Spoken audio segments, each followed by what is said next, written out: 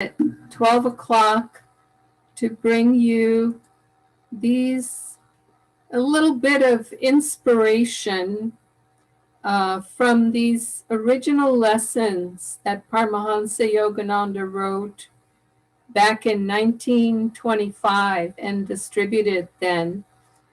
It's not our intention to be comprehensive in these little tastes that we offer, these little bite-sized pieces of the lessons at 12 o'clock each day. It's only intended to give you a little touch of inspiration in the way that he presented things. And this morning's lesson, or excuse me, this afternoon's lesson, is on the art of material and spiritual success.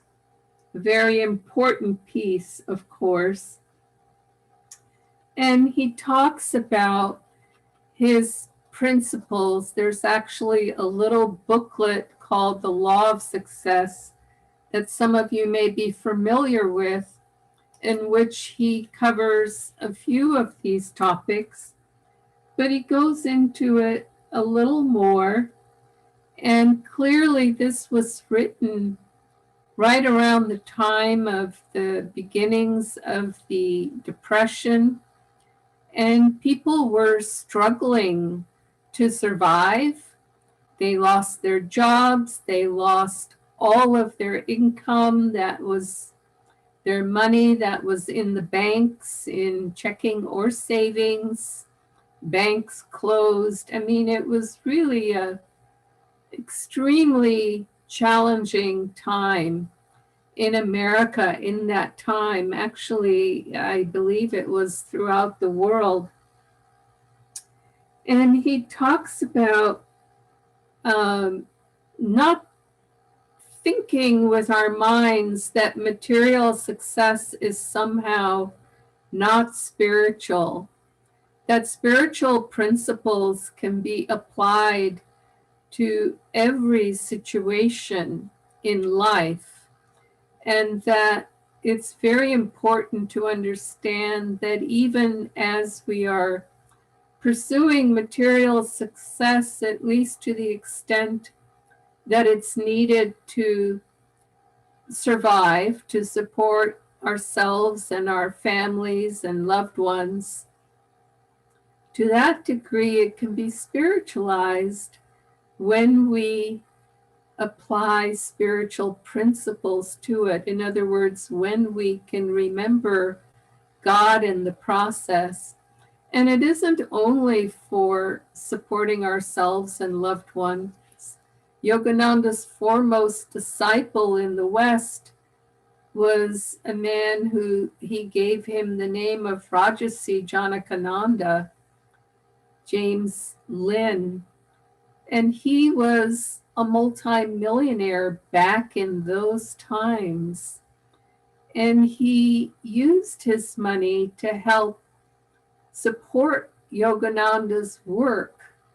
So there are ways to spiritualize both the success in drawing and earning material funds, but also in that part of that success is attributed to how we use those funds to support spiritual works, to support important and great things, to society that will help others. I'd like to just take a moment to play a little prayer that Yogananda offered, and let me see if I can find it here, just to bring his voice into our discussion this morning. In the blue light of love and joy, even as my Father is, in which all the electronic radiations, stellar and planetary systems, Milky our earth, all the people, our church and my body, all things are included. In me, the world are covered. In me, the world are covered. I and my Father are one. Father has become myself, even as the ocean the bubble. In me, the world are covered. In me, the world are covered. May thy love shine forever from the sanctuary of my devotion. May I be able to awaken thy love in true heart. Oh, oh, oh.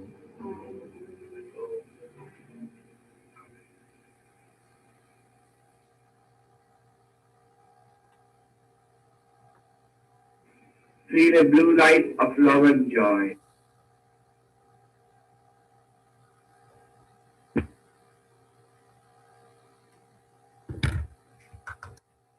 Sorry.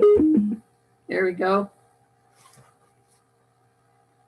So that prayer was, in essence, as if an affirmation of our own divinity. And that's a principle that he talks about in achieving success on any level, material success or spiritual success, to affirm until we experience our own divinity, and from that centered place to not beg, but offer a prayer demand, as if a demand, not in a negative, doggone it, you owe me this kind of way of demanding, but a demand in the sense of knowing that it is our birthright.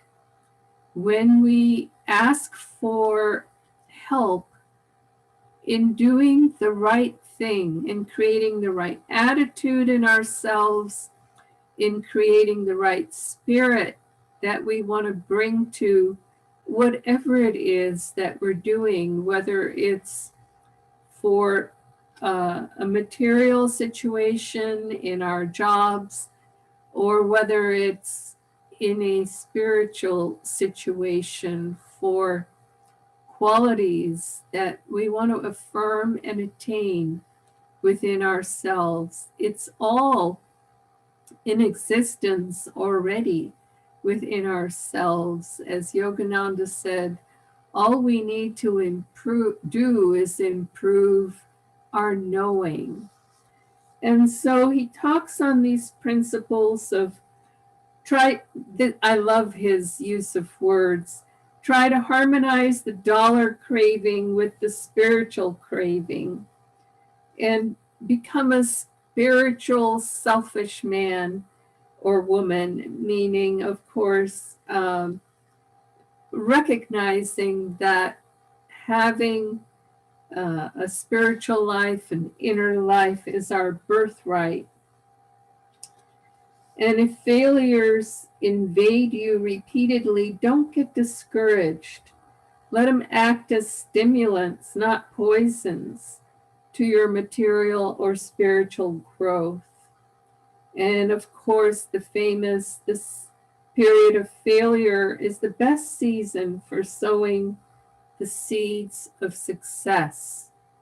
It's in that moment when we've learned our lesson that we have the opportunity to improve upon that towards success. It's a little bit like knowing what you don't want or need in order to begin to see what you do want or need. So often people say, well, I don't know what that is. Sometimes by not succeeding at something, by trying something and making a mistake, it becomes more clear what it is that we in fact do need to do. Malignant seeds of past karma can be roasted only by the fire of persistent effort until they are destroyed. In other words, put out the effort to overcome our mistakes, to overcome our bad habits. If a bad habit bothers you, do two things.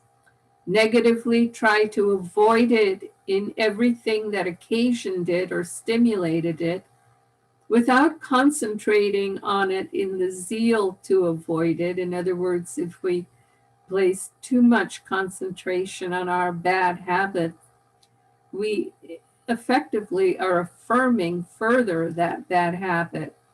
So just determine that we're trying to avoid it, and then to positively try to divert the mind to some good habit. The way we get rid of bad habits is not by focusing on the bad habit, it is by redirecting it towards a good habit, replacing it by a good habit. And then he says, remember the stages of success consist in the following. 1, the choice of good material or spiritual vocation that suits you. In other words, try consciously, not just haphazardly, to find the kind of work that does suit us. 2, the performance of that work with attention, love, and interest. In other words, we don't want to get in the situation where if the work we do has a repetitive component to it, that we get bored. If we love the work that we do, we'll never get bored, even if we have to repeat it 1,000,000 times. And then fourth, there we are, the thought of constant progress while acting patiently must be used to neutralize the results of mechanical habit. In other words,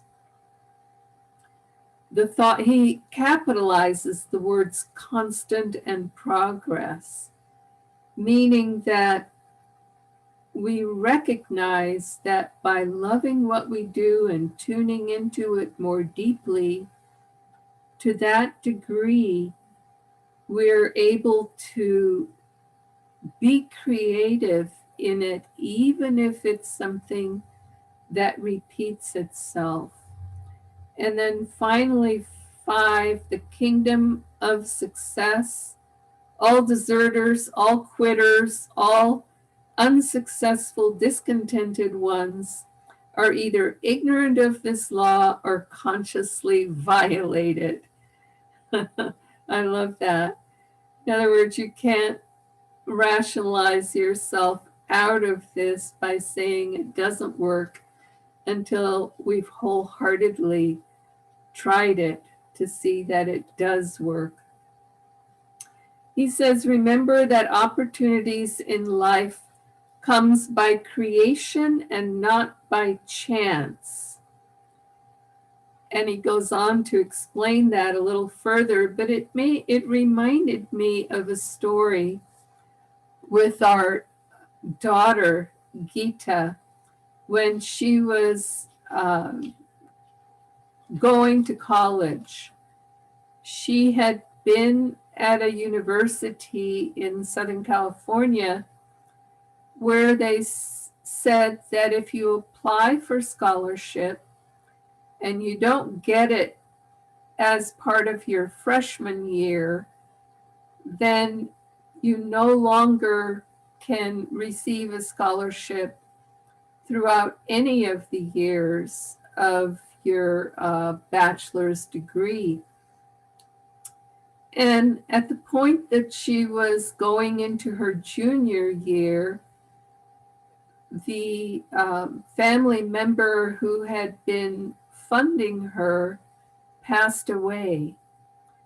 And I mean, she had applied in her freshman year, but it was declined. And so here she was in her junior year, and the person who'd been funding her was no longer alive. And we knew what the rule was, but I said to her, why don't you sit down?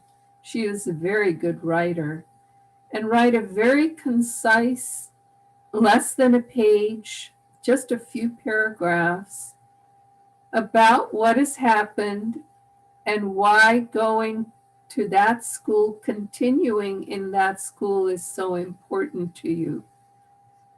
And so she did this, knowing that the school had, made it quite clear that they wouldn't consider any scholarship applications from people starting in their junior year.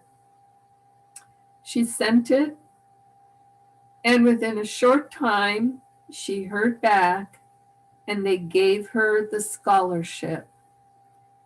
So even though the doors seemed to be absolutely 100% shut, she put out the effort, put all her heart into it, and doggone it, they opened the doors and they allowed her to walk through. Remember that opportunity in life comes by creation, not by chance. And perseverance and good intention are very, very important qualities to both material and spiritual success.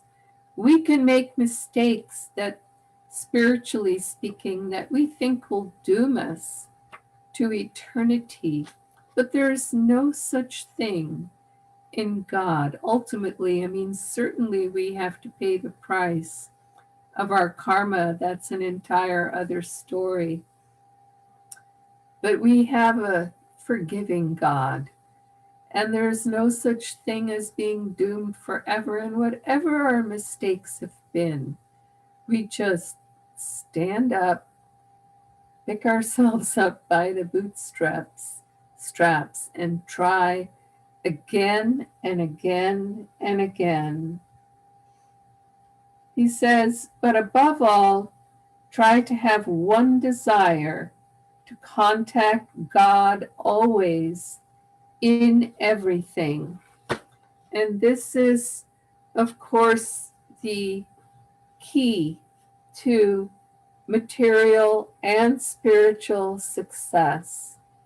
To do things not only for God, but with God, spiritualizing them, and then we will be taken to the right place as long as we're willing to put out a lot of energy and to be instruments. Joy to you.